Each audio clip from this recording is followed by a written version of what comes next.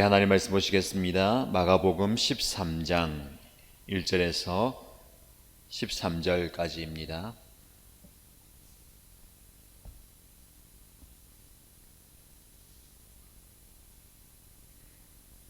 마가복음 13장 1절에서 13절까지 말씀을 함께 읽겠습니다. 예수께서 성전을 떠나가실 때에 제자들 가운데서 한 사람이 예수께 말하였다. 선생님 보십시오. 얼마나 굉장한 돌입니까? 얼마나 굉장한 건물들입니까?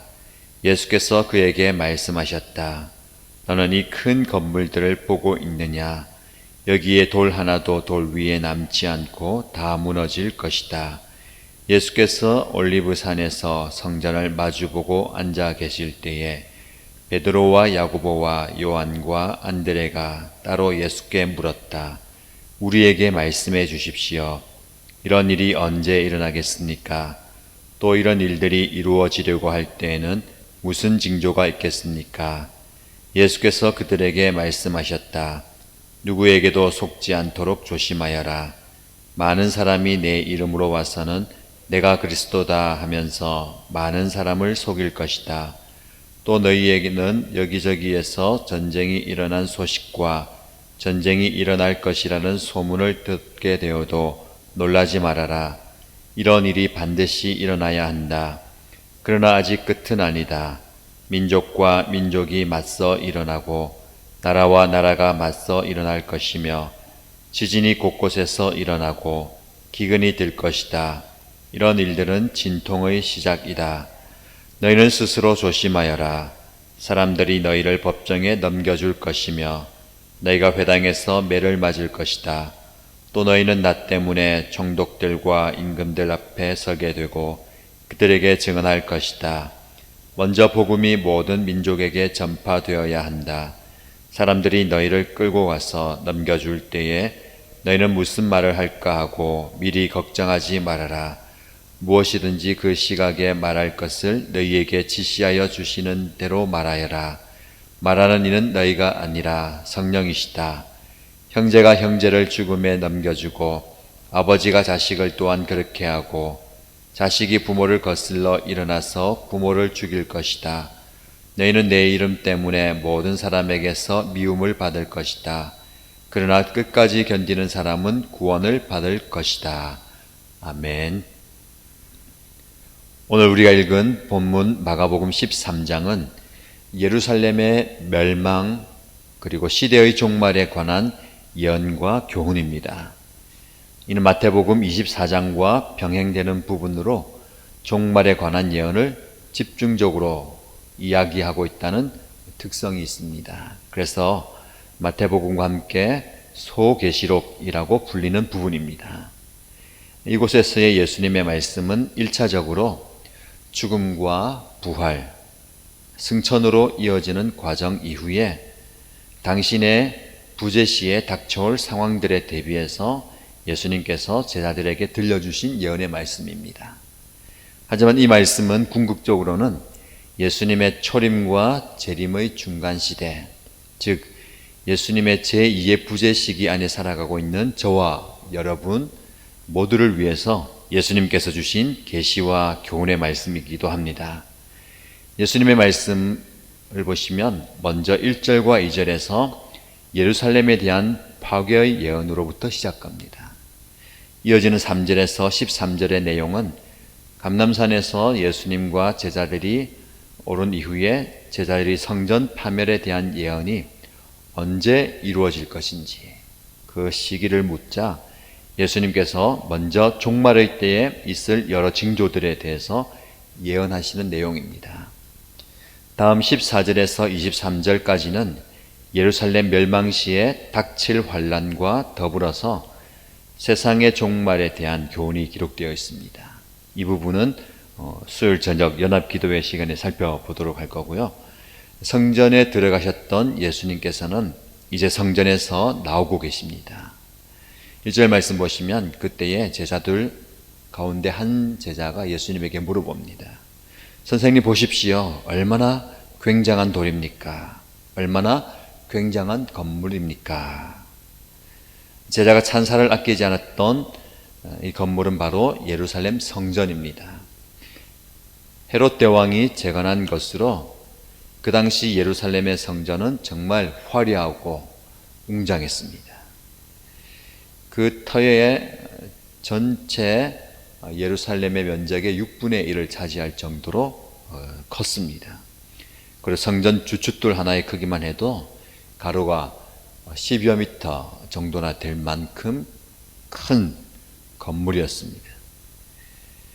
멀리서 바라보아도 이 웅장한 건물이 그 자태를 뽐내고 있습니다. 제자들마저도 그 외형의 화려함에 취해서 예수님에게 얼마나 굉장한 돌이고 얼마나 굉장한 건물입니까? 라고 이야기합니다. 그런데 예수님의 대답은 실로 놀랍습니다. 2절 말씀 보시면 너는 이 큰 건물들을 보고 있느냐? 여기에 돌 하나도 돌 위에 남지 않고 다 무너질 것이다 라고 말씀합니다. 그렇게 웅장하고 화려한 건물이 완전히 파괴될 날이 온다라는 말씀입니다. 제자들은 그 건물의 외형을 보고 감탄을 하고 또 그 건물의 외형에 대해서 표현합니다. 근데 예수님께서는 그 외형을 보지 않고 그 내면의 부패와 타락함을 보시고 예루살렘 성전이 돌 위에 돌 하나도 남지 않을 정도로 철저하게 파괴될 것이다 라고 예언하십니다.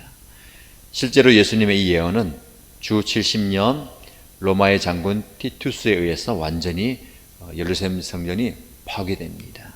성전뿐만 아니라 예루살렘 성 자체가 함락되고 멸망하게 됩니다.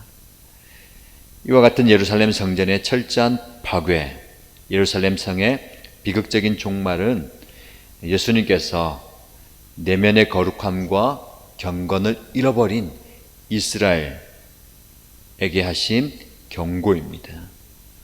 오늘 본문이 우리에게 준 첫 번째 교훈은 신앙은 외적으로 사람들에게 보이는 모습들이 중요한 것이 아니라는 사실입니다. 그 내면의 중심에 하나님을 향한 거룩과 경건을 가지고 있느냐가 중요합니다. 하나님께서 주목하여 보시는 부분은 신앙의 외적인 모습이 아니라 그 내면의 중심입니다. 비록 그 외적으로는 웅장하고 화려하고 모든 사람이 우러러본다 하더라도 그 내면이 부패와 타락으로 가득 차 있던 예루살렘 성전, 그것은 하나님의 눈에는 한낱 돌 무더기 밖에 지나지 않았습니다. 그 모든 것이 신앙의 내면의 거룩함을 잃어버렸기 때문에 그렇습니다. 외형의 화려함을 추구하고 형식적인 신앙을 추구했던 잘못된 신앙의 모습이 바로 예루살렘 성전이었고 이스라엘의 모습입니다. 저와 여러분에게 이 말씀을 적용하면 우리 모두는 성령 하나님을 우리의 내면에 모시고 있는 성전의 사람들입니다. 우리가 우리의 내면에 하나님을 향한 거룩과 경건을 세워가야 합니다. 그것이 없이 외형적으로 화려하고 또 아름답게 치장하는 것 아무 쓸모가 없습니다. 다른 사람들이 보면서 우리의 신앙의 겉모습을 보면서 칭찬을 하고 인정을 한다는 것 아무 소용이 없습니다. 하나님께서 우리의 내면을 보시고 인정하고 칭찬받는 살아있는 성전이 되어야 하겠습니다. 이 사실을 기억하고 늘 우리의 신앙생활의 중심을 먼저 하나님께 집중하십시다. 하나님을 향한 거룩과 경건이라는 주춧돌을 삼아야 되겠습니다. 하나님의 말씀 위에 흔들리지 않는, 변함이 없는 우리의 경건의 모습을 세워가는 저와 여러분 되시기를 축복합니다. 3절 이하부터 13절 말씀을 보시면 제자들의 질문에 대해서 주님의 대답이 나옵니다. 성전의 파괴에 대한 말씀을 들은 제자들이 두려워하면서 그리고 궁금해하면서 묻습니다. 이런 일이 언제 일어나고 이런 일들이 이루어지려고 할 때에 무슨 징조가 있습니까? 당시의 때와 징조에 관한 것은 유대인들 전체의 관심사였습니다. 제자들은 종말에 나타날 징조에 대해서 예수님께 묻습니다. 우리의 역사는 반드시 그 마지막이 있습니다. 영원히 지속되는 것 같고 계속해서 발전해 가는 것 같고 더 잘 살아가는 것 같지만 우리 인류의 역사에 끝이 있다는 사실을 반드시 기억해야 합니다.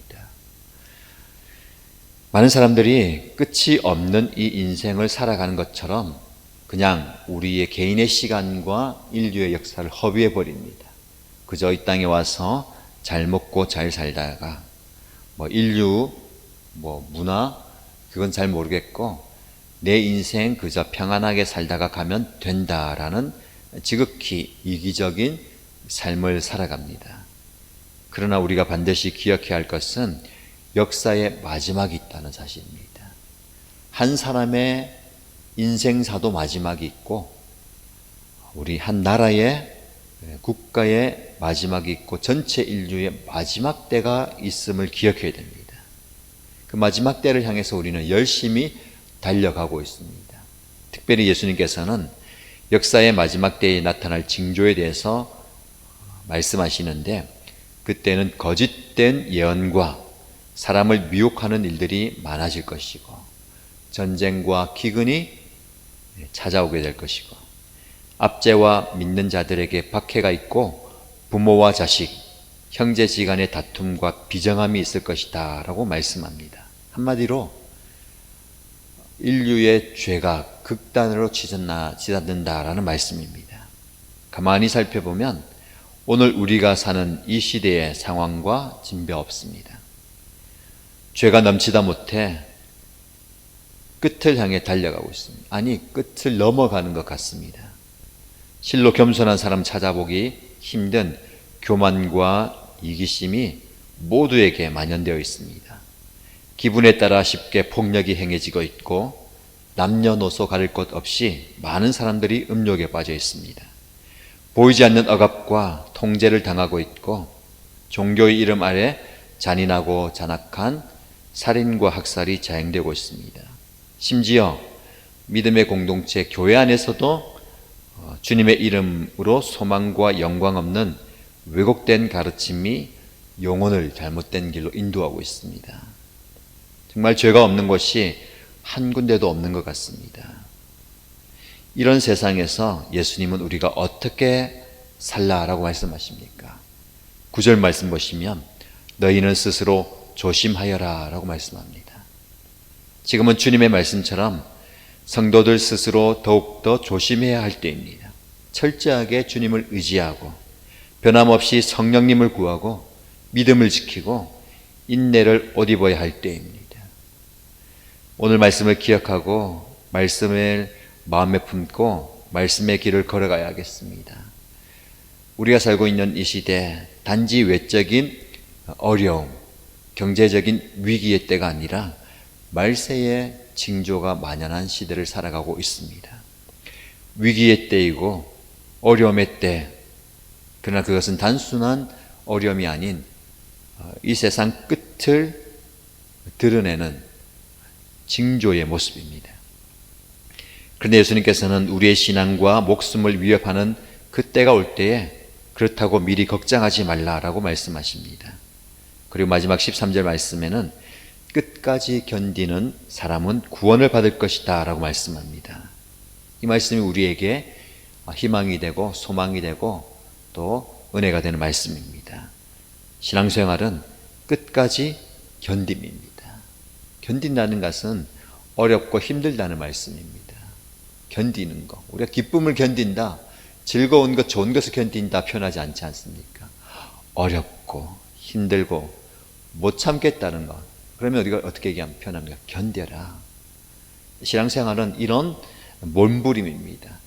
잘 살려고 애를 쓰는 게 아니라 우리의 신앙과 믿음을 지켜내기 위한 견딤입니다.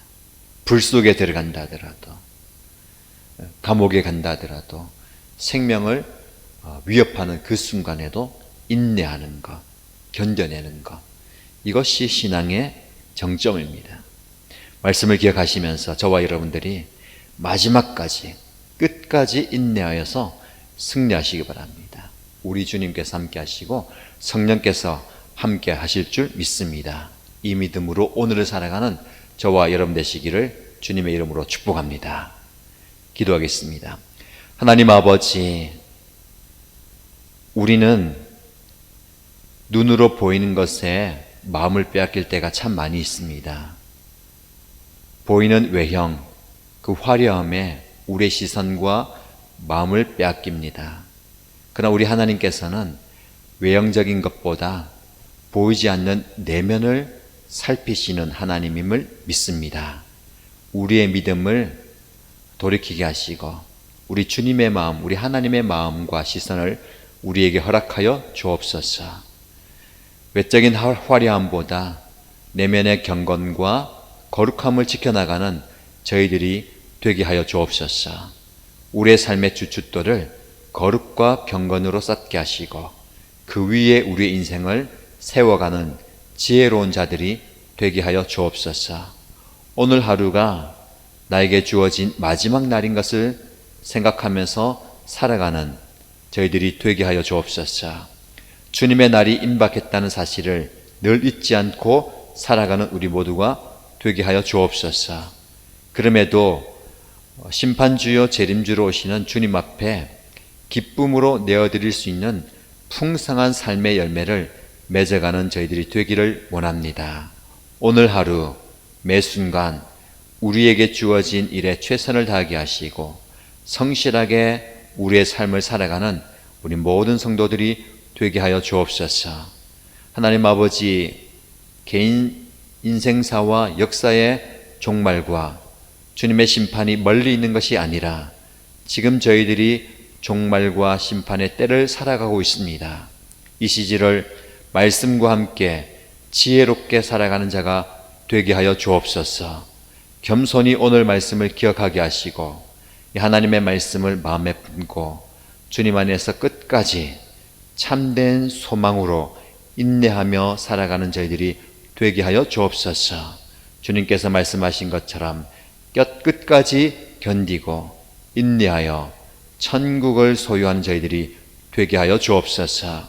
오늘 하루 우리와 함께하여 주셔서 우리에게 지혜를 주시고 살아갈 힘과 용기와 능력을 허락하여 주실 줄 믿습니다. 이 모든 말씀 살아계신 예수님의 이름으로 기도드립니다. 아멘.